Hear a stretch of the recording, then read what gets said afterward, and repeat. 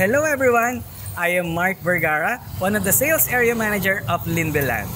Andito tayo ngayon sa San Pablo City, Laguna para mapakita namin sa inyo ang mga bagong project location ni Linville.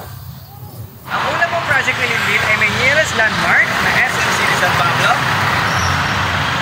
na San Pablo Grand Terminal.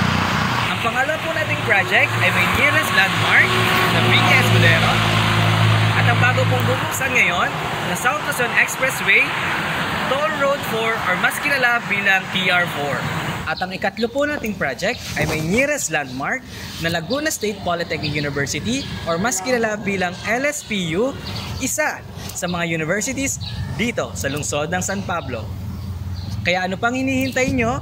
Please like, follow, and share our Facebook page para maging updated kayo sa mga future projects ni Linville. See you on our next video mga ka-Linville!